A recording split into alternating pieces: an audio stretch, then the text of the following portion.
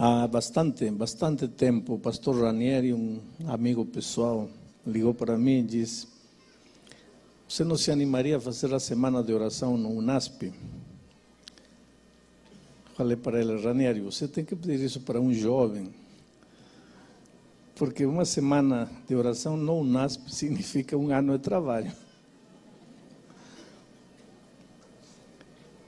Ele disse: não, mas vem. Falei: infelizmente meu programa está todo cheio, mas eu posso arrumar um fim de semana. Ele disse: então me avisa. E um dia apareceu um fim de semana, porque amanhã tem um casamento importante de um membro da família, e eu vou fazer o casamento em Brasília, e teria que estar aqui no Brasil. Então liguei para ele e falei: eu estou indo para lá. E ele me disse: que data? Essa data? Não, me disse, tem uma caravana da Esperança lá em Cuiabá. Falei: bom, é a única data. Mas você poderia vir mesmo não estando eu? Falei: não se preocupe, você não precisa estar. Vai lá, faz a caravana.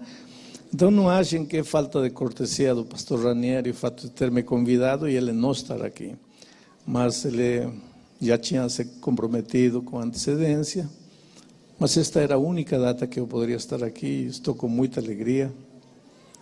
E agradeço ao pastor Ranieri pela oportunidade. Aqui tem muita gente linda que forma parte da minha experiência passada. Tem muitos pastores já aposentados como eu. E a cada um deles eu devo um pedacinho da minha experiência. E eu não vou poder ter a oportunidade de abraçar todos vocês. Quero que me desculpem por isso. E quero que saibam que todos os que passaram por minha vida de alguma maneira, no trabalho, no relacionamento, têm deixado alguma marca, alguma contribuição para ser o ser humano que sou, o cristão que sou.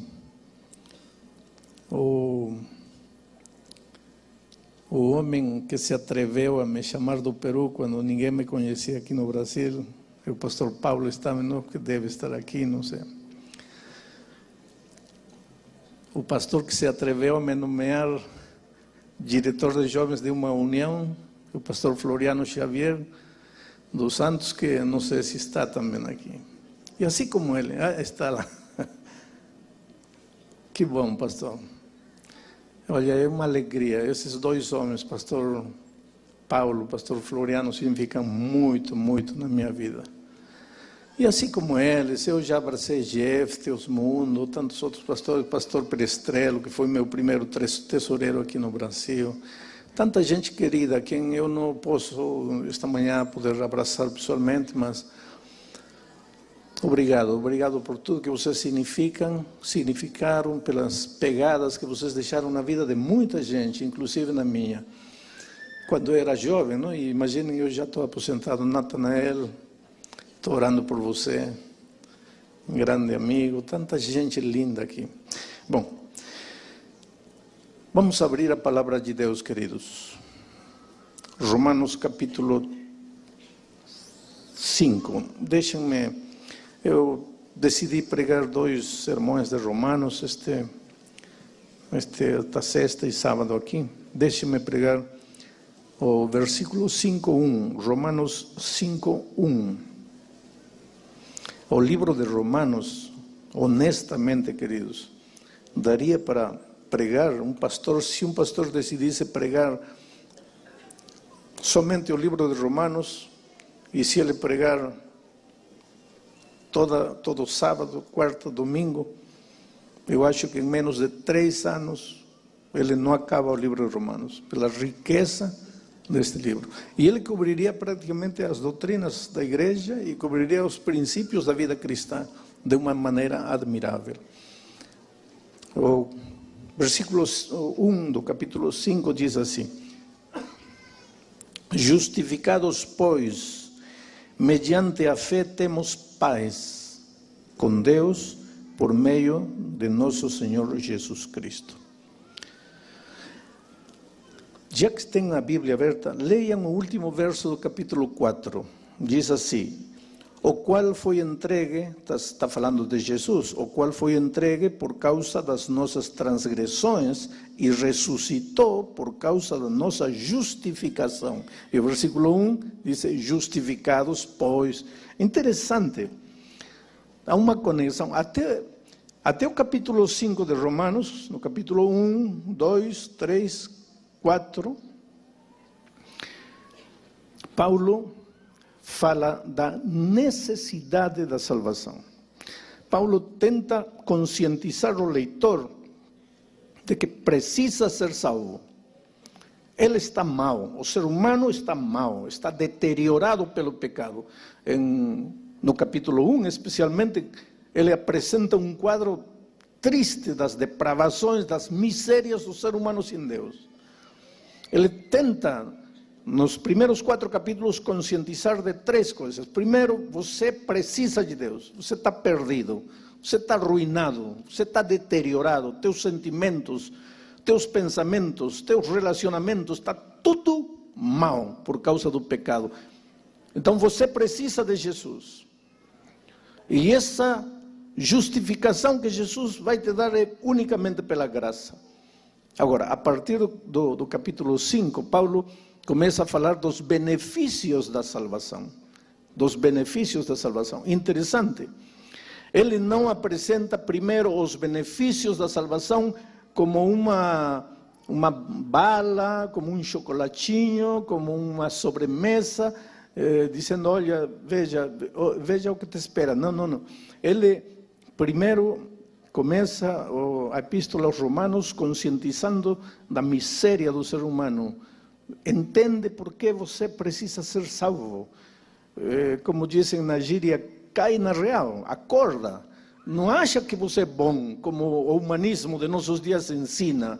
Não acha que você está em progresso. Pelo contrário, você está em deterioração permanente. Interessante que hoje muitas vezes se enchem em estádios, auditórios enormes, apresentando, olha os benefícios. Você não vai ficar doente, você não vai ter isto, você não vai ser pobre, você vai sair das dívidas. Isso também é parte do Evangelho, querido. Às vezes nós, como igreja, somos tímidos em apresentar os benefícios da salvação. Achamos que nesta vida o cristão tem que sofrer, tem que chorar, porque a nossa glória está lá nos céus. Não é verdade. Não é verdade. É verdade que nesta terra haverão aflições. Mas que o cristão tem que se rastejar no mundo, não é verdade. Agora, está errado quando o motivo para chamar as pessoas para a salvação são os benefícios. Deveríamos fazer como Paulo, trazer as pessoas para a salvação pela conscientização da sua necessidade. E aqui vem a participação maravilhosa do Espírito Santo, conscientizando o ser humano da sua realidade triste. Mas esse não é o meu tema, não vou analisar a Epístola aos Romanos. Meu tema é o capítulo 5, verso 1, e mais especificamente o termo paz.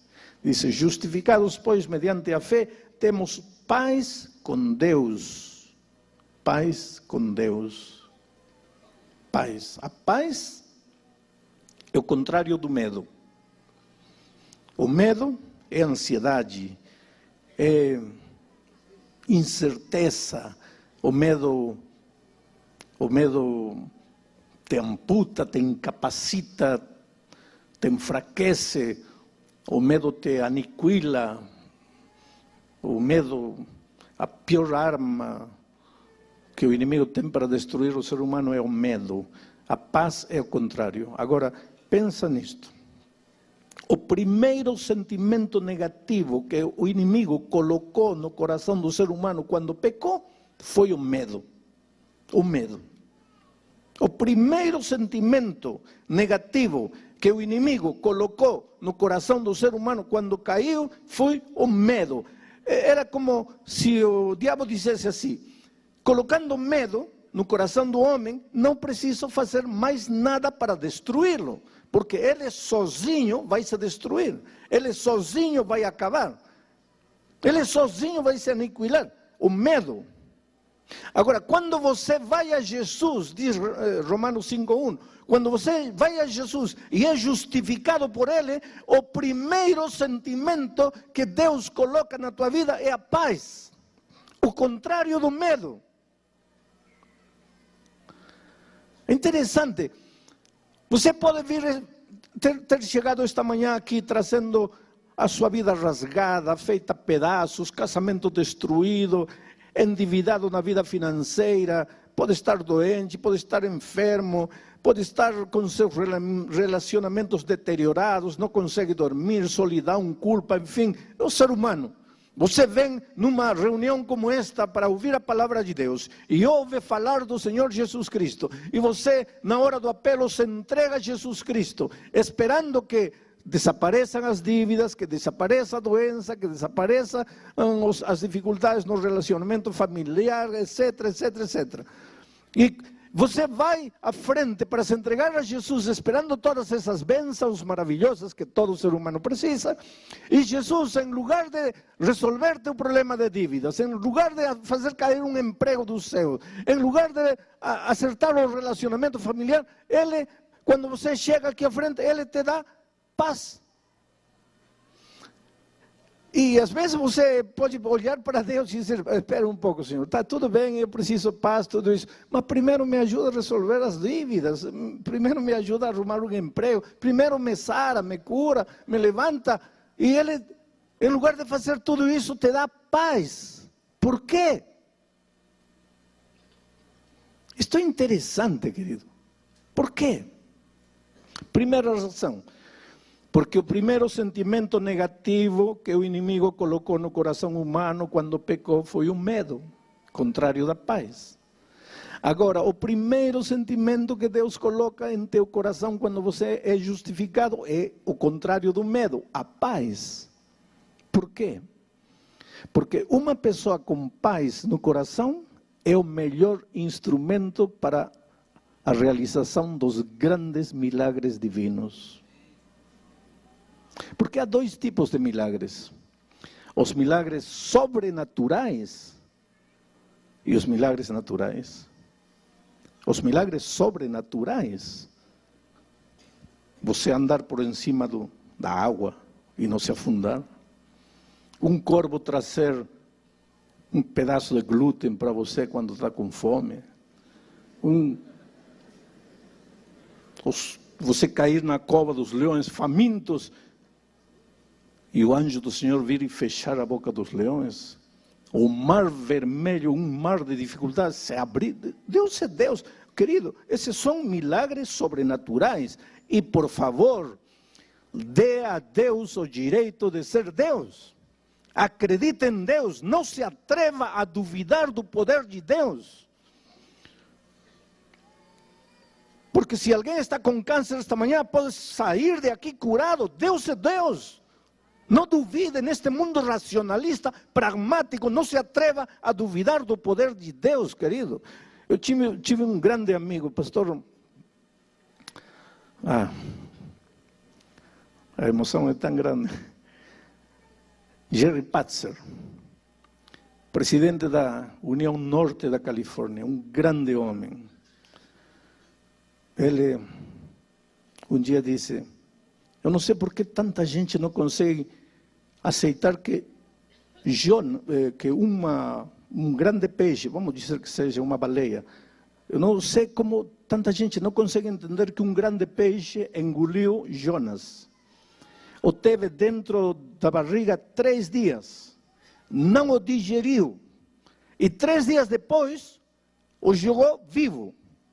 Ele dizia: eu não entendo como tem gente que não pode aceitar isso. Porque conhecendo o Deus que conheço, dizia ele, se a Bíblia dissesse que Jonas engoliu uma baleia, a teve na barriga 3 dias, não a digeriu, e 3 dias depois a jogou viva, conhecendo o Deus que tenho, eu acreditaria. E não entanto, meu querido amigo Jerry Patzer morreu com um câncer na flor da vida. Como você entende essas coisas? Querido, Deus é Deus e pode fazer milagres sobrenaturais na hora que Ele quiser, quando Ele quiser, com quem quiser e porque Ele quer. Milagres divinos sobrenaturais não são atribuições humanas. Mas a maioria dos grandes milagres divinos são milagres naturais. E para a realização dos milagres naturais, o instrumento é você. Porém, você justificado e você com paz em seu coração. Você justificado e você com paz em seu coração. Vou contar uma experiência. Um dia eu estava na divisão, eu trabalhava ainda, uma senhora liga para mim, pastor, ore por mim, eu tenho um tremendo problema, eu sei que se o Senhor orar, está tudo resolvido. Qual é o seu problema, irmão? Eu estou devendo 40 mil reais, pastor. E meu marido ganha 800 reais por mês. E eu não trabalho afora porque eu cuido da casa. Agora me digam uma coisa. Uma família que recebe 800 reais por mês poderá pagar uma dívida de 40 mil reais? É problema ou não é problema? Problemão. E ela disse, e o pior de tudo, pastor, é que meu marido não sabe que estou devendo 40 mil reais. E o pior de tudo, pastor, é que eu peguei dinheiro com agiotas e eles estão me ameaçando com me matar se eu não pagar. E por que você não conta para seu marido? Porque ele me mata, pastor. Essa mulher não tinha saída. Se não paga, os agiotas matam. Se conta,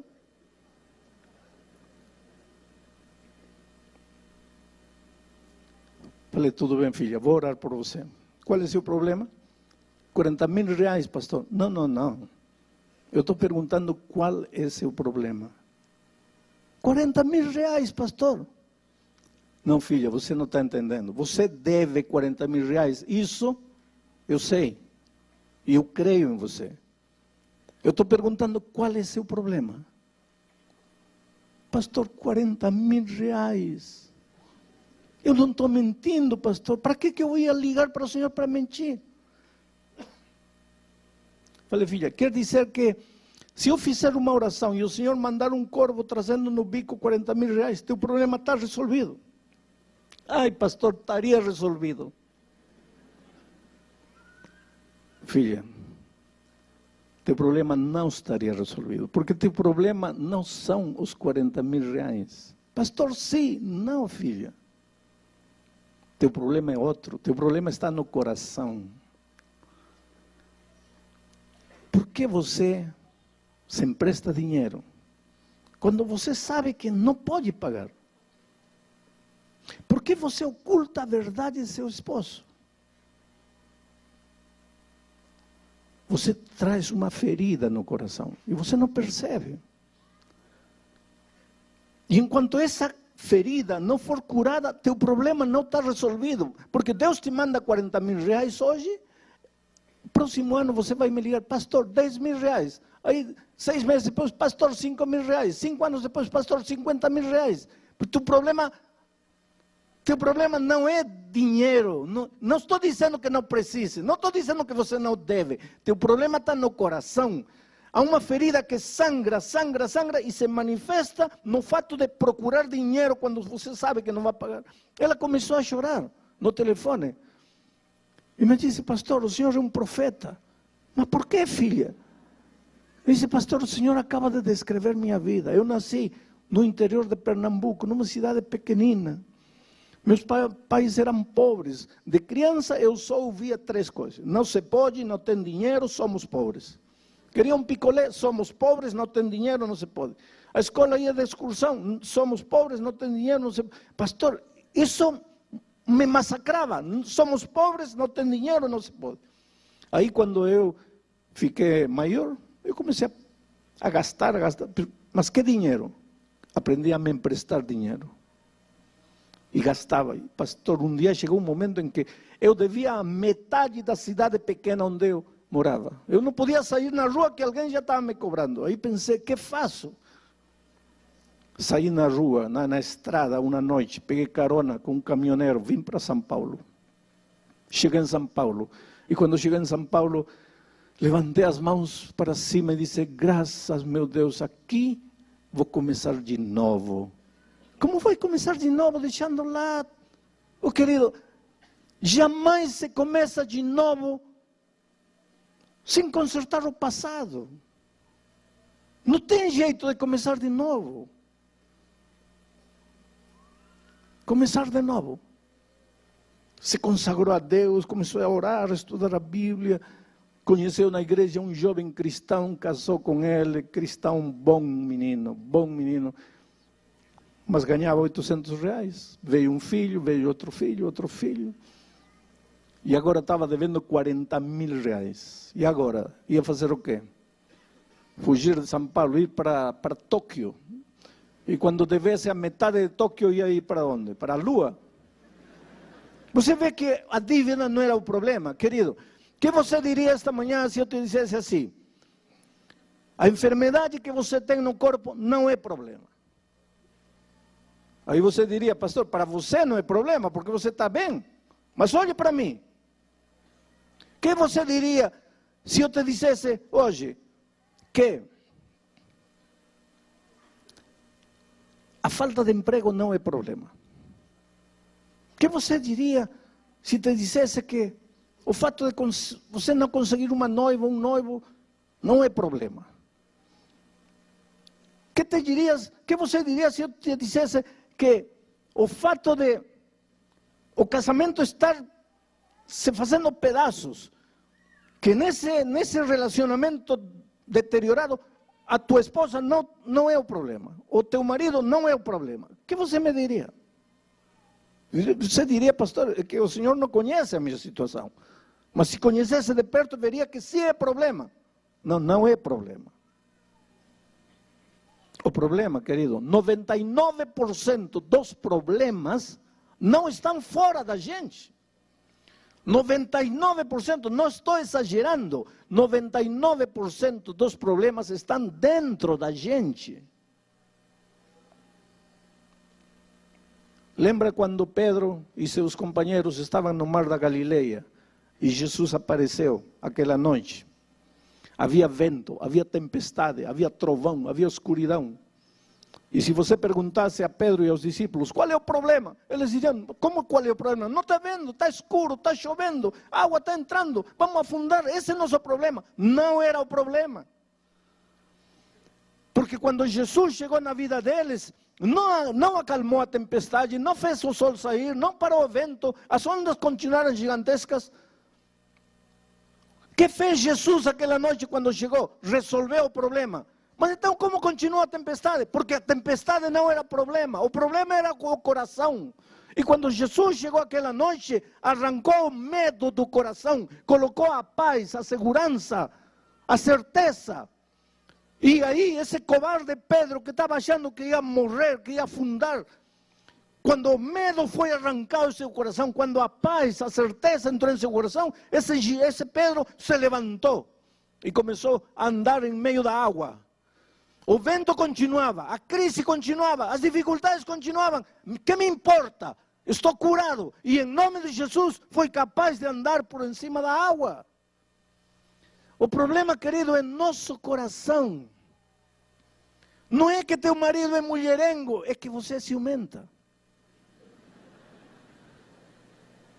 Aliás, de mulherengo quero dizer algo, entre parênteses, para os homens. Espero que não haja nenhum mulherengo aqui. Mas os psicólogos estão discutindo ultimamente que uma das causas que levam o homem a ser um mulherengo é o medo. Que é isso? Medo. Medo de quê, pastor? Medo de não ser homem.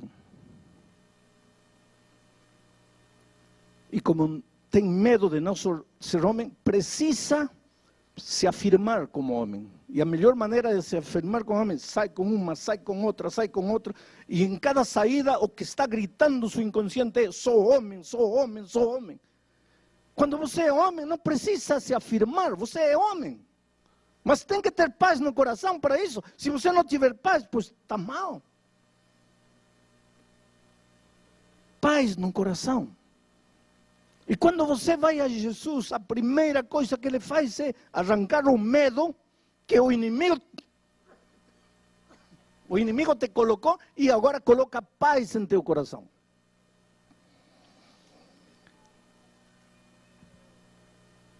Meu tempo está acabando, mas eu quero deixar um pensamento interessante. Há muitos anos atrás eu estava pregando num teatro de ópera. Tinha 5 andares, era um teatro que girava assim. Tinha que estar pregando olhando para todo lado, para cima. E quando terminou a pregação, eu fui ao camarim e estava esperando aí o pastor que ia me levar para o hotel. Mas a porta se abriu e entrou na cama.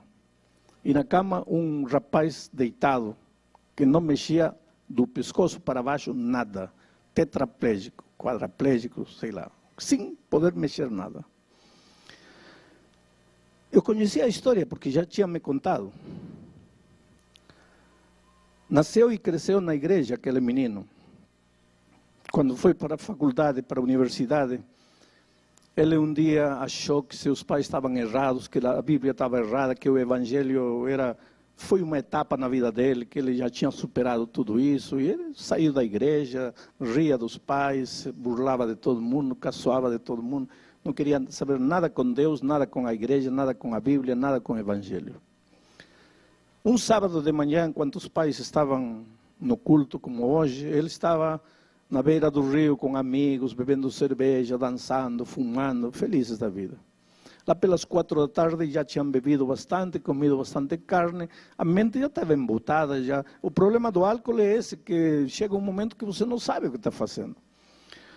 Perde a noção do risco, do perigo, então decidiram se jogar no rio de uma altura aí de 4 metros, e como a água estava meio turva, eles não perceberam que havia uma rocha, quase a flote. Ele se jogou, foi o primeiro, e caiu de cabeça na rocha. E literalmente se partiu o crânio. E ficou quase 1 ano entre a vida e a morte, os médicos para salvar, lutando. E finalmente saiu do hospital. Mas saiu condenado não a uma cadeira de rodas, condenado a uma cama para o resto da vida. Tornou-se uma criança. A coitada mãe cuidava dele para tudo, porque ele não conseguia fazer nada, mexia apenas a cabeça. Agora, em lugar de se arrepender ou ver isso como uma oportunidade para voltar a Deus, ele se revoltou muito mais contra Deus. E começou a insultar e a xingar a Deus. Eu nunca vi na vida alguém xingar a Deus como ele fazia. Mas com palavras assim feias, horríveis. E não é só isso, ele gritava com os pais. Ele dependia para tudo da mãe e agredia a mãe. O pastor visitava, não queria pastor, os jovens foram a cantar para ele, não queria nada de nada. De cada 10 palavras que falava, 8 eram palavrões.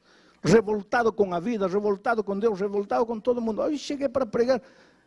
E os pais, coitados, disseram: olha, se o pastor Bulhão fala com ele, talvez aconteça alguma coisa. Não é assim. A vida não é assim. Trouxeram ele. Ele já entrou me xingando. Nunca tinha me visto na vida.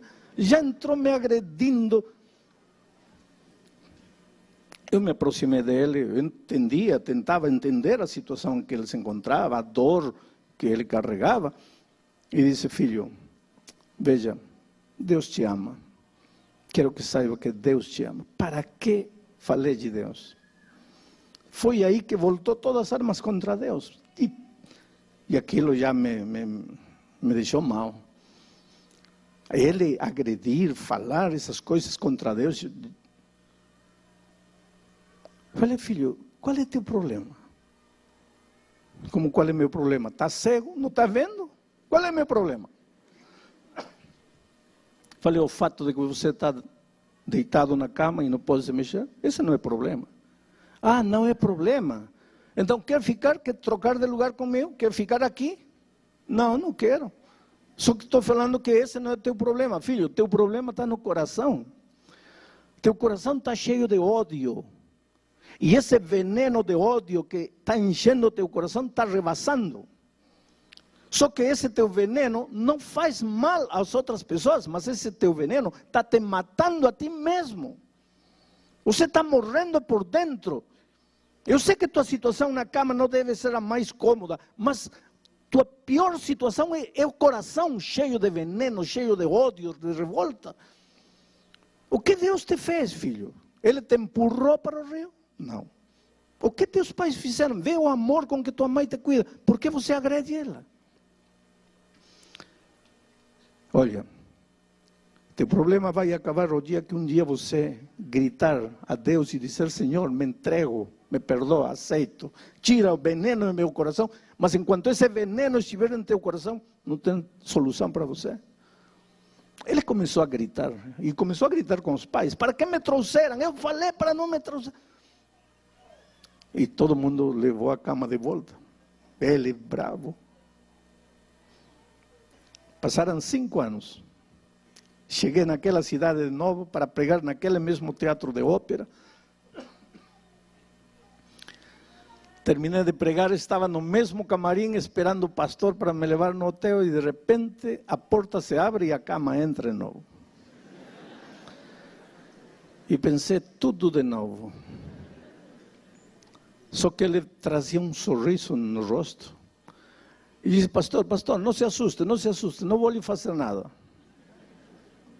E chegou perto e disse: pastor, eu só vim para lhe agradecer. Obrigado, pastor. A última vez eu fui malcriado, eu quero lhe pedir desculpas. Falei: filho, não. Eu acho que quem tem que pedir desculpas sou eu. Eu acho que naquele dia eu não te disse o que você estava querendo ouvir. Ele disse: não, pastor, você não me disse o que eu queria ouvir. Você me disse o que eu precisava ouvir. Mas aquele dia, pastor, eu saí de aqui odiando o Senhor. Odiando-o. Há muito tempo que eu não falava com Deus. Aquela noite eu orei, mas pedindo para Deus matar o Senhor. Porque eu achei o Senhor um homem insensível. Como teve coragem de me dizer tudo que me disse, sabendo que eu não podia me defender? Mas, pastor, até aquele dia todo mundo me passava a mão na cabeça e dizia: coitadinho, coitadinho, coitadinho. E eu me sentia um coitadinho. Mas aquele dia, pastor, o Senhor me disse coisas que me doeram, mas depois, quando eu fui para casa, fiquei pensando. Levei 7 meses, pastor, com esse ódio pelo Senhor em meu coração. Só que sua voz não saía do meu ouvido. Filho, teu problema não é o estado em que você está, teu problema é teu coração cheio de ódio, e esse ódio está te matando a ti, e essa situação vai acabar quando você olhar para Deus e clamar por perdão e suplicar. E pastor, uma noite, na madrugada, eu não conseguia dormir, comecei a chorar a gritos, e disse: Senhor, arranca este sentimento negativo do meu coração, arranca o medo, o ódio, me cura. Meus pais chegaram assustados: o que foi? Aquela noite, pastor, dormi, e dormi tão bem. Quando acordei, percebi que havia sol. Pastor, todos os dias o sol saía, mas eu não enxergava.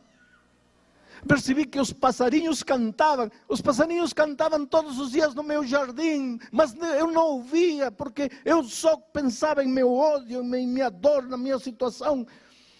Aquele dia levantei os olhos para os céus e percebi que eu estava vivo, pastor. É verdade que não movia nada, mas eu estava vivo. E agradeci a Deus e disse: Senhor, obrigado porque estou vivo. Todos os dias, pastor, às noites eu acordo ou durmo dizendo a Deus: Senhor, me faz acordar com alegria, com paz em meu coração. Nestes anos, 5 anos que passaram, pastor, eu tenho trazido mais de 20 jovens para a igreja. Mas como 20? Como? Como você faz isso? Ah, pastor, é que os jovens da igreja me levam e eu peço para eles me levarem na boca do lixo da cidade, onde está a prostituição, as drogas. Os jovens cantam com violão, depois eu prego, deitado na minha cama. E as pessoas se aproximam, talvez até por minha situação, e eu digo, eu era como vocês. E conto toda a minha vida, e conto como aconteceu um acidente, e digo como era revoltado, e como Deus colocou paz no meu coração, e falo para eles, vocês estão esperando chegar ao meu estado para voltar os olhos de Deus? Pastor, já trouxe mais de 20 jovens para Cristo, e todo dia lhe digo, Senhor, deixa-me viver para continuar trazendo gente para Ti. E pastor, eu pintei um quadro, e quero lhe mostrar, e aí trouxeram o quadro. Falei, mas filho, como você pintou se você não mexe nada? Ah, disse pastor, esse era meu problema quando eu não tinha entregado a vida a Cristo. Eu me olhava no espelho e só via o que não mexia. Hoje, para que eu vou me preocupar com o que não mexo, senão não me serve para nada? Então, o único que eu olho no espelho é o que mexo. E eu mexo a cabeça, pastor. Eu aprendi a pegar o pincel com a boca e a pintar com a boca. E este quadro eu pintei com a minha boca. É um quadro impressionante. Tem várias cenas. Aqui tem um monstro. Você tem que dar um desconto, porque foi pintado com a boca por alguém que está aprendendo a pintar com a boca. Mas aqui tem um monstro com chifres e rabo. No segundo quadro, já não tem chifres o monstro, mas tem rabo. No terceiro já não tem chifre nem rabo, mas continua monstro. Aqui está a cruz de Cristo. E aos pés da cruz está o monstro, só que já não é monstro. Virou príncipe, é um príncipe.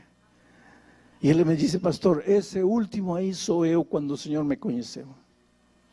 Esse príncipe sou eu hoje, transformado por Jesus.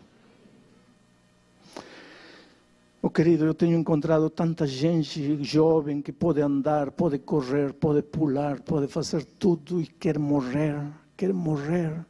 E diz, pastor, a vida não vale a pena. Para que nasci, para que vivo? E conheço aquele rapaz que não pode mexer nada e quer viver. E todos os dias diz, Senhor, deixa-me viver. Qual é a diferença? A diferença é Cristo. Justificados, pois, pela fé, temos paz.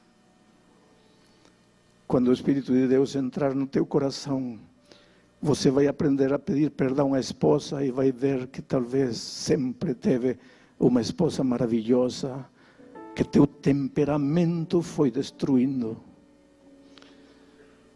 Quando você for curado por Deus, vai deixar o machismo de lado e vai aceitar que tua esposa tem razão. E vai lembrar que tua esposa talvez foi uma flor linda que chegou às tuas mãos e que você, por causa do temperamento indômito, foi murchando.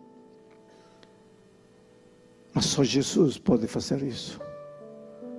Arrancar de teu coração o medo. Por que você grita? Por medo. Por que você é teimoso? Por medo. Por que você não cede? Por medo. Medo. O medo arruina tudo. E quando você vai a Jesus, a primeira coisa que Ele coloca em teu coração é a paz. E agora você, com paz, vai ser um instrumento para reconstruir teu casamento. O instrumento para resolver teu problema financeiro. O instrumento para enfrentar os vendavais da vida sem temor.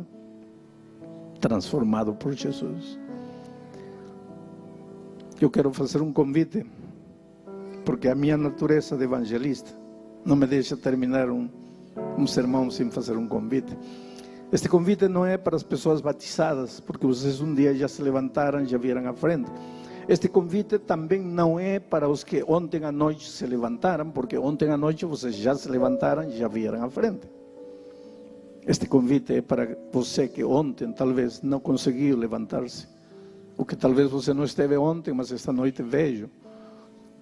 Hoje veio e você precisa se entregar a Jesus. E precisa dizer, Senhor, me cura. Senhor, coloca paz em meu coração. E quando você estiver com seu coração inundado de paz, vai ver como vai enfrentar a vida de outro jeito, transformado pelo poder do Senhor Jesus. Vou pedir a Monique que venha para cantar, porque enquanto ela cantar, eu quero perguntar: quem é a primeira pessoa que gostaria de se levantar e chegar aqui entregando o coração a Jesus? Mesmo que seja aquele que vier, levante-se e venha, em nome de Jesus. Glória a Deus. Essa menina linda, vem. O Espírito de Deus se está movendo. Venha lentamente, abra-se passo em meio da multidão e chegue aqui enquanto ela estiver cantando. Eu vou estar orando em meu coração para você chegar aqui entregando o seu coração a Jesus.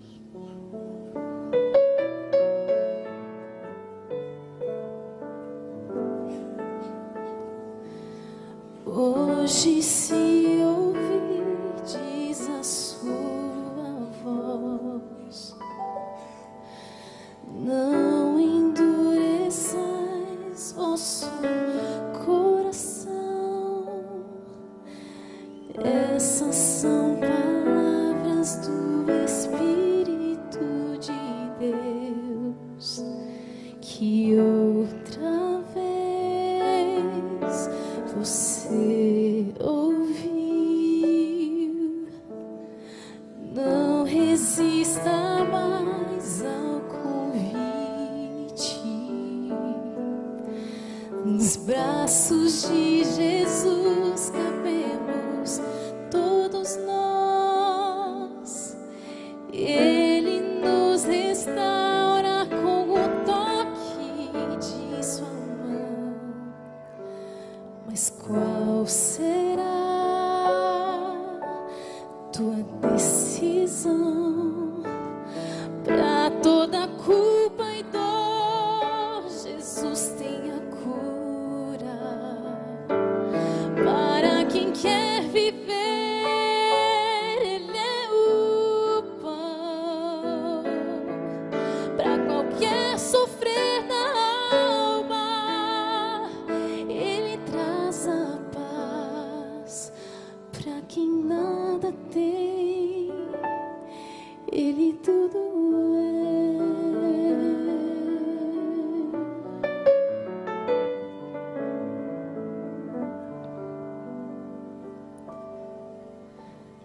Não resista mais ao convite.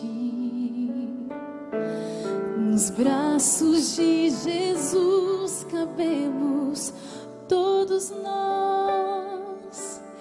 Ele nos restaura com o toque de sua mão. Mas qual será tua decisão? Para toda culpa e dor, Jesus tem a cura. Para quem quer viver, Ele é o pão. Para qualquer sofrer da alma, Ele traz a paz. Para quem nada tem, Ele tudo é. Para toda culpa e dor, Jesus tem a cura.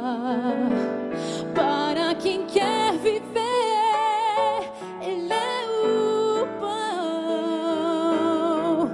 Para qualquer sofrer da alma, Ele traz a paz.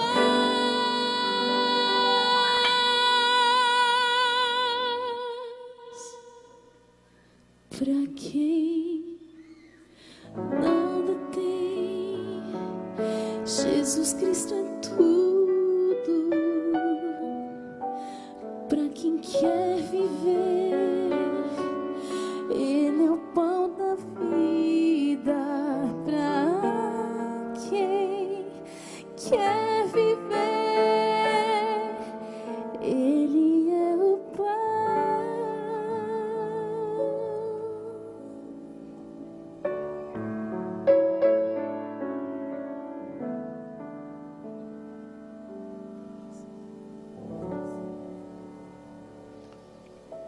Cheguem mais perto, por favor. Aproximem-se mais. Sube aí na escada. Cheguem perto.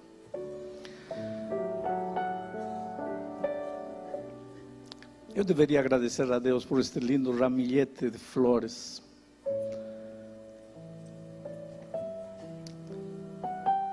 Mas poderia esperar pelo menos umas 12 pessoas mais que se levantarão e virão. Pelo menos 12 pessoas mais que sentadas aí estão sentindo a voz de Deus trabalhando em seu coração. Eu não sei quem é você, mas de repente você é um aluno, estudante, precisa tomar sua decisão, entregar a vida a Jesus. Quem é o primeiro que poderia vir? Glória a Deus por esse rapaz, veja, trazendo seu neném nos braços, não? Que coisa linda. Vem a Jesus. Hoje é o dia de boa nova. Hoje é o dia de salvação. Vejam. Já vieram 4, 5, 6, 7. Onde está você? Vai voltar para casa deixando passar a grande oportunidade de sua vida? A Bíblia diz: se ouvirdes hoje sua voz, não endureçais vosso coração. E você está ouvindo a voz de Deus. Glória a Deus, meu rapaz. Vejam essa decisão. Como vocês são valiosos para Deus. E como quando o Espírito de Deus se move, as pessoas respondem, as pessoas se entregam, as pessoas se rendem. Só que esta rendição só vai redundar no seu bem. Vem a Jesus. Vem, lentamente. Deixa-te trazer pelo Espírito Santo. Glória a Deus por essa senhora. Sabem, essa cena de alguém trazendo um neném no colo, a mim me emociona. Porque há muitos anos atrás, numa cidade bem pequenina, um pastor fez um convite. E uma senhora jovem levou um menino no colo para frente. E entregou sua vida a Jesus. Essa senhora era minha mãe. E esse neném era eu. E quando ela foi à frente, ela jamais imaginou que por causa dessa decisão dela, esse menino de colo poderia ser um instrumento de Deus para pregar o Evangelho em todo o mundo. Imagina o valor de uma decisão. Só Deus sabe aonde vão chegar esses meninos por causa da decisão dos pais. Jovens, que Deus abençoe vocês. Vocês têm uma estrada longa diante de vocês, mas para toda dor, Jesus tem a cura. Ele é o pão, Ele é a água. Ele que está começando hoje a obra em vocês, vai terminá-la certamente. Quero vê-los vitoriosos no reino dos céus quando Cristo voltar. Vamos orar.